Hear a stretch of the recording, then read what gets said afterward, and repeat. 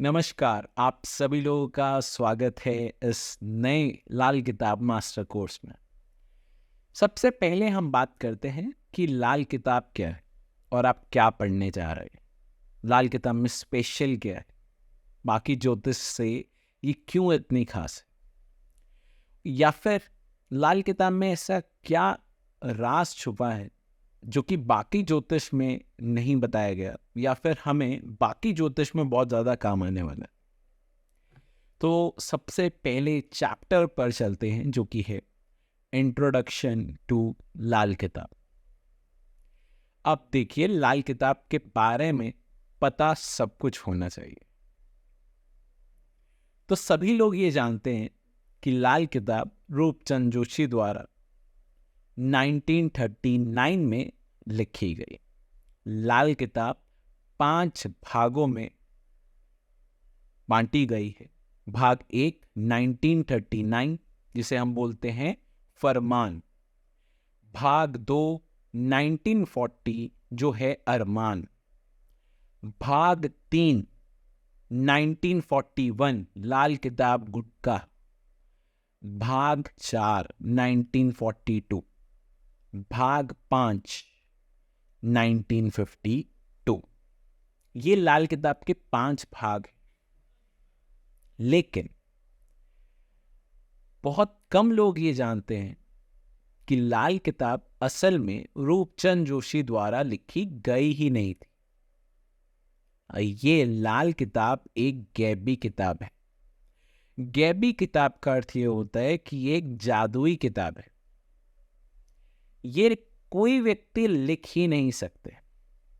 ये किताब कभी किसी व्यक्ति को मिल जरूर सकती है, किसी समय के लिए किसी व्यक्ति के पास हो सकती है, लेकिन इस किताब को कोई नहीं लिख सकता। और इस किताब में क्या लिखा है, वो किसे समझ आना है, वो लाल किताब खुद चुनती है। मतलब कोई बहुत बड़ा विद्वान हो और वो सोचे कि मैं लाल किताब को बहुत आसानी से समझ जाऊंगा, तो ऐसा नहीं है। लाल किताब समझने के लिए मंगलबद्ध होना बहुत जरूरी है। अब ये मंगलबद्ध की स्टोरी, लाल किताब की स्टोरी, गैबी स्टोरी, ये क्या है? हम एक बहुत ही महत्वपूर्ण चीज के बारे में बात करने जा रहे हैं। लाल किताब असल में रावण द्वारा लिखी गई किताब थी, क्योंकि इसके उपाय जो है वो रावण संहिता से बहुत हद तक मिलते हैं। उपाय सिर्फ, और कुछ नहीं। तो रावण संहिता और लाल किताब के उपाय मिलते हैं। बाकी लाल किताब जो है ये पराशरी का रिफाइंड वर्जन हम बोलते हैं। रावण ने लाल किताब लिखी है, इसका अर्थ क्या है? लाल किताब जो है ये शिवजी के वरदान से रावण ने लिखी है। और रावण के बारे में अगर जानना है तो रावण के पिता के बारे में जानना बहुत जरूरी है। और सोने की लंका कैसे मिली रावण को, ये जानना भी बहुत जरूरी है। रावण के पिता बहुत बड़े विद्वान और बहुत बड़े ब्राह्मण, कर्मकांडी, बहुत चीजों के ज्ञाता थे रावण के पिता। रावण तो बहुत ज्यादा थे, लेकिन रावण के पिता जो थे वो भी बहुत ज्यादा वेदों में और बहुत ज्यादा विद्वान। अब इसका कैसे समझाऊं कि एक स्टोरी इसके साथ है। स्टोरी ये है कि जब पार्वती माता ने जिद की थी शिवजी से कि मुझे एक सोने की लंका चाहिए या सोने का महल चाहिए, तब शिवजी ने विश्वकर्मा, आपने ये नाम सुना होगा। अब विश्वकर्मा देव हैं, और ये वो देव हैं जिन्होंने बहुत सारी चीजों का निर्माण किया है। वेपन्स एंड महल ये ही बनाते थे। जैसे आजकल इंजीनियर्स हैं, तो उस समय इंजीनियर्स नहीं, विश्वकर्मा देव हुआ करते थे। तो ये जो विश्वकर्मा है, इन्होंने सोने की लंका का निर्माण किया है। अब ये लंका निर्माण हो चुकी है। अब जब गृह प्रवेश की बारी आती है तो एक ब्राह्मण की जरूरत होती है। वो जो ब्राह्मण है, जो सोने की लंका का गृह प्रवेश का हवन करने आए हैं, वो और कोई नहीं, रावण के पिता है। ये रावण के पिता एक वचन मांगते कि मेरा एक वचन महादेव आप पूरा करेंगे?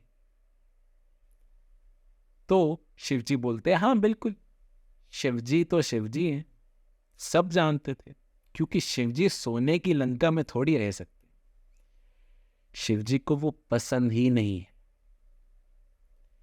तो शिवजी जानते थे कि इस ब्राह्मण ने क्या मांगना है, और उन्होंने आंख या फिर बिल्कुल बिना सोचे समझे बोल दिया, क्योंकि उन्हें पता था कि ये ब्राह्मण मुझसे क्या मांगने वाला। तो उन्होंने कहा बिल्कुल जो भी मांगोगे तुम्हें मिलेगा। तो ब्राह्मण ने बोला कि मुझे ये महल, सोने का महल ही दे दो। ये जो स्टोरी है कि रावण को सोने की लंका शिवजी ने दी है, असल में शिवजी ने सोने की लंका रावण को नहीं, रावण के पिता को दी थी। और इसी के साथ पार्वती माता का एक श्राप भी जुड़ता है। पार्वती माता ने श्राप दिया था रावण के पिता को कि तेरे कुल में कोई पानी तक देने वाला नहीं होगा, तेरा पूरा का पूरा कुल सर्वनाश हो जाए। और वही हुआ। अब रावण बहुत तपस्वी थे, रावण के भाई बेटे सब तपस्वी थे, सब बहुत बड़े विद्वान थे।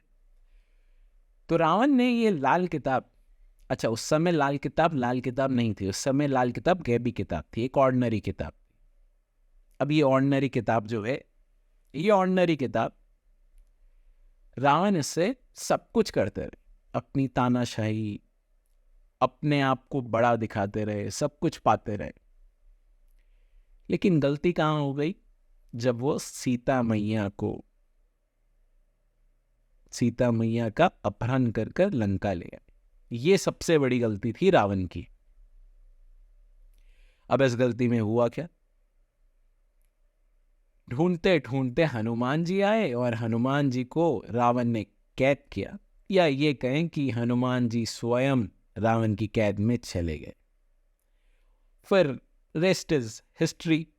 सभी जानते हैं कि रावण ने हनुमान जी की पूंछ में आग लगाई और हनुमान जी ने पूरी की पूरी लंका जलाई, साथ ही साथ रावण का घमंड जला और पूरी का पूरा रावण का अभिमान भी जला दिया गया।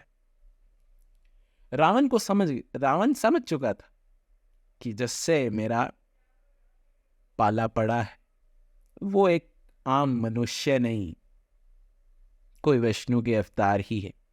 लेकिन रावण तो रावण ठहरा, इतनी आसानी से हार नहीं मानने वाला, क्योंकि किताब भी तो थी और साथ ही साथ 9 ग्रह कैद में थे। जब इंद्रजीत पैदा होने वाले थे तो रावण चाहते थे कि 9 के 9 ग्रह एक ऐसी पर्टिकुलर प्लेसमेंट में आए कि मेरा पुत्र अमर हो जाए, मेरे पुत्र को जो चाहे वो मिले। लेकिन कर्म फलदाता शनि उस समय उस प्लेसमेंट में नहीं आए जिस प्लेसमेंट में शनिदेव चाहते थे। तो रावण ने शनिदेव को कैद कर लिया। अब शनिदेव कैद हो गए।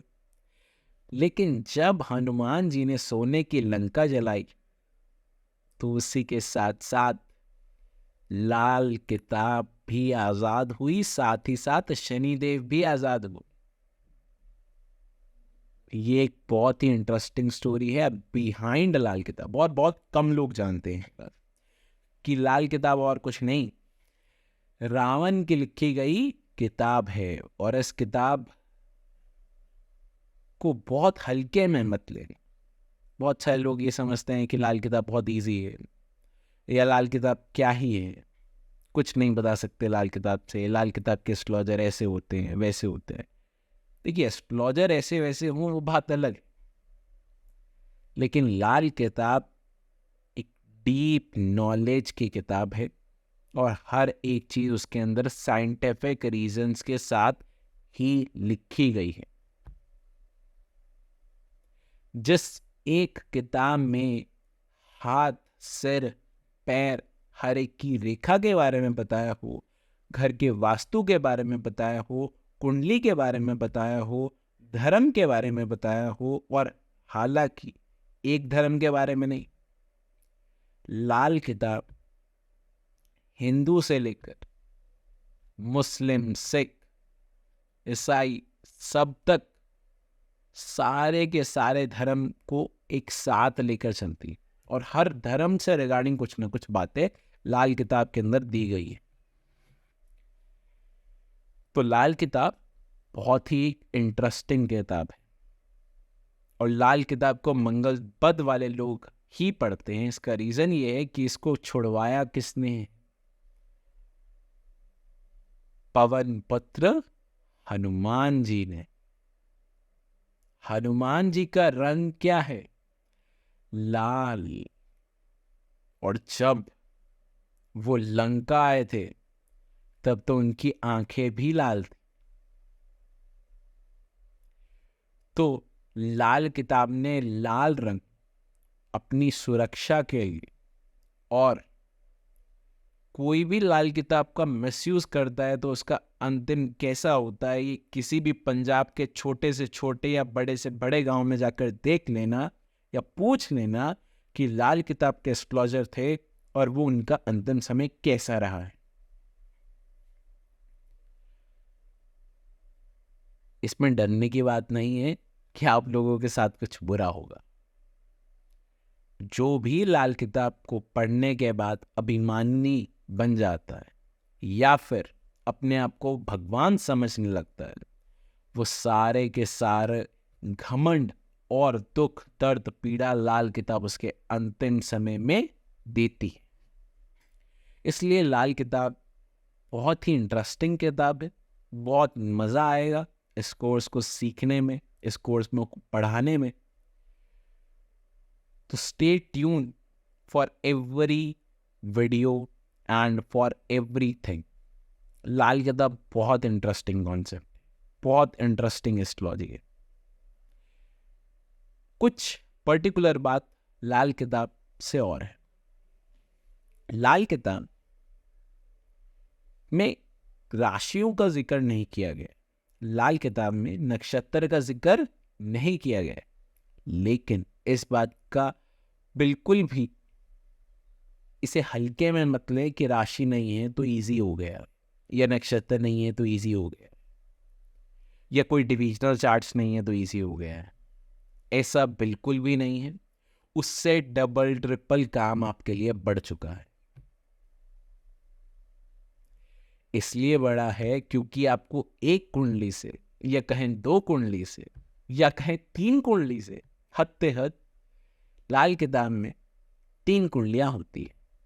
बीच बीच में कुछ पंजाबी के शब्द आएंगे, कुछ उर्दू के शब्द आएंगे, लेकिन आपको हर एक शब्द का हिंदी अनुवाद हम देंगे और हर एक चीज के पूरे तथ्य के साथ आपको बताएंगे।